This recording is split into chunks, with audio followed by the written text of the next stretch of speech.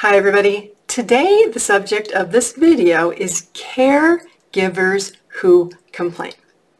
So we're here to talk about what I call help rejecting caregivers who complain in the context of complaining versus coping or problem solving.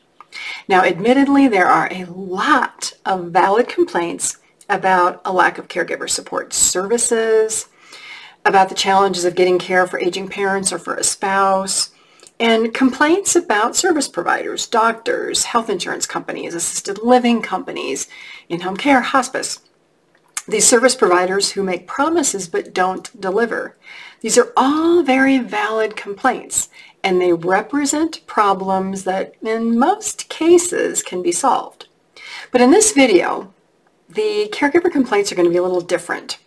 We're going to talk about caregivers who chronically complain, day in and day out, from the perspective of the fact that this repeats and there really are no efforts made to solve this problem or to deal with the issue. Now, this type of chronic complaining can also apply to caring for aging parents or a spouse or somebody else, or just really having anybody in your life who loves to complain. They love to drop their problems on you, and they don't really want to hear about your suggestions or your solutions.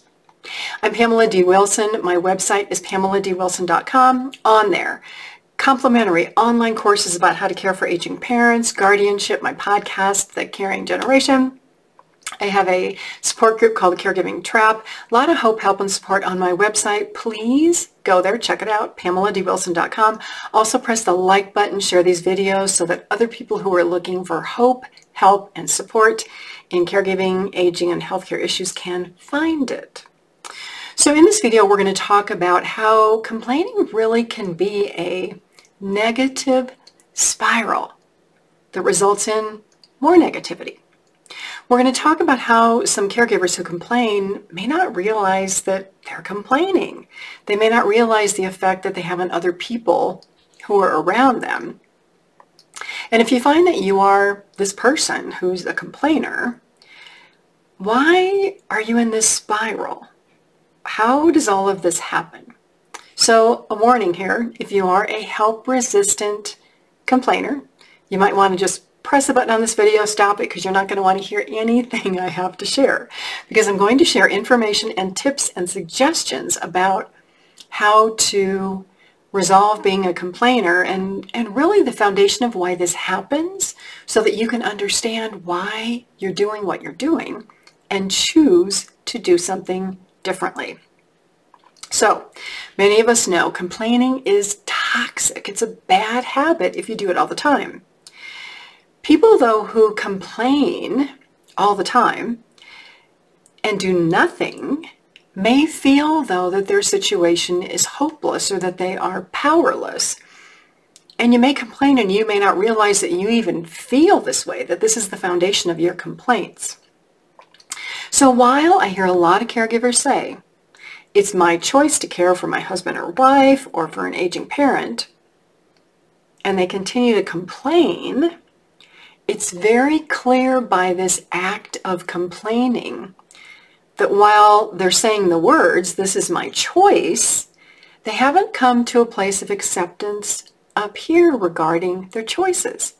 Otherwise, there would be no need to complain or to get attention from other people if your voice and what you're saying matches up here with what you've accepted. So there's this gap. So look at your family situation. So if you're a chronic complainer who complains about parents or a spouse or something else, what has been your relationship with these people or other people? Have you ever had people make fun of you? Or do the people that you care for laugh at you or demoralize you because you express exhaustion and being tired and you're complaining? Do the people that you care for compare yourself to other people and make you feel bad because you're not as good as Sally, or you're not as good as this person, or this person is wonderful and you're just not? Do the people that you care for shame you, belittle you, give you ultimatums like, well, if you don't do that, I'm not going to do this, or I'll throw you out of my house, or I'll stop paying the bills? Are you in this type of toxic situation?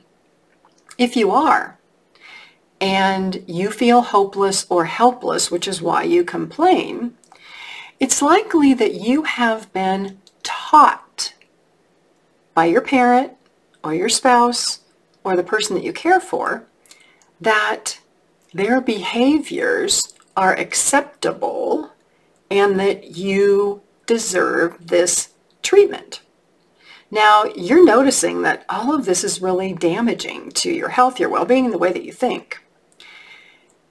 But these relationships, these behaviors that can start as early as parent and child relationships or spousal relationships, put caregivers who are constant complainers in a place of feeling helpless and hopeless. You lack self-esteem. You feel like you can't solve any problems because you doubt yourself. And you've become so dependent on this person who receives care for everything, for approval, for financial support, for the place where you live. And so eventually, because you feel trapped, you start making excuses for this person, for their behavior. So much so that it destroys your ability to make decisions, to live your own life, because you feel like you can't walk away from this toxic situation, like you deserve this behavior for some reason. Well, I'll tell you that you don't. If any of this resonates with you, you are in a very toxic situation, and you may have become this complainer who is help resistant. You don't feel like you can make other choices because you have been trained, you have been brainwashed that approval from this person that you care for is the most important thing in your life. Anything else, what you want to do, you want to get a job, you want to get married, you want to have children, that is not important. This person is your life, and you've been trained that they're the only one that can give you approval, so you can't go make other choices. So let's talk a little bit more about help rejecting complainers if your life is not to that degree. Do you complain? Do you reject all advice because that won't work? I can't do it. It's too much work. I have all these excuses. I have to care for this person, right? So I'm not going to do anything to solve these problems. Because really, complaining is easy. Problem solving is hard. It takes time and effort. And that person that you care for has made you feel like you can't solve problems and you can't live without them. So why do anything except complain? So let's look at how complaining affects the complainer or the caregiver. It hurts you because you have this constant negative script rolling around up here that says, I'm not a good person. I can't do anything. I can't live without this person who cares for me. Even though I hate all this, I can't do anything about it because I am not competent to do that. I lack self-esteem and I can't do anything and I'm not going to succeed. Well, think about that. Does all of that thought make you feel good, happy, or optimistic? Of course not. Complaining makes you relive all of these situations, all of this trauma that makes you feel horrible. Complaining makes you feel anxious. It makes you feel depressed, and it actually can become an obsession, much like being addicted to a drug. You're addicted to complaining. But what it does really is it trains you to be more negative. And then it's this self-fulfilling prophecy. The more negative you think, the more negative events happen in your life. And it's a spiral. You might wonder why people are disappearing from your life. Complaining pushes other people away. People get tired of listening to your complaints because all you do is complain. You're never going to do anything about it.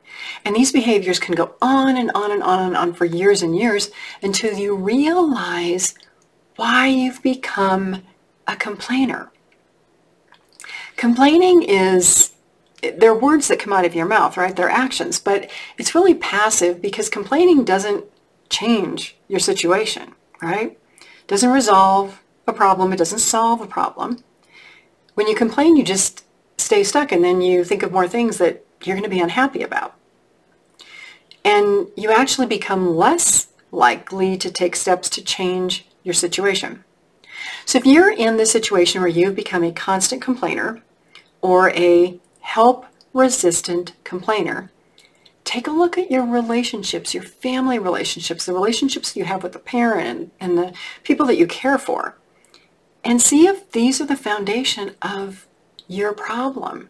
Again, if you were shamed as a child or belittled, or if you grew up with a narcissistic parent or a parent who's addicted to drugs, these situations can make children or the caregiver feel obligated to solve somebody else's problem.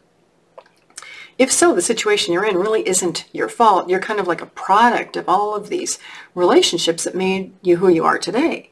But if you can realize the cause and the effect, then you can look at this and you can choose to stay in that toxic relationship, or you can choose to find support to help you work through your feelings and how all of this happened and how you can create your own life separate from this person that you're caring for.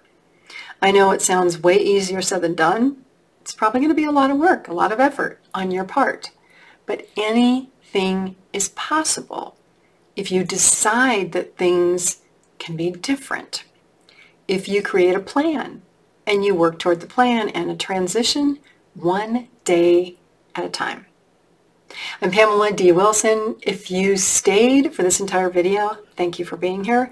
Please share this video with other people that you know who complain, who are chronic complainers, who complain and don't feel like they can help themselves. This may shed some light on why it happens and the fact that it doesn't really have to be this way. Again, please share my website, PamelaDWilson.com, this video, other people that you know who are looking for help, and support. Have a fabulous day today. I'll see you all again soon in another video.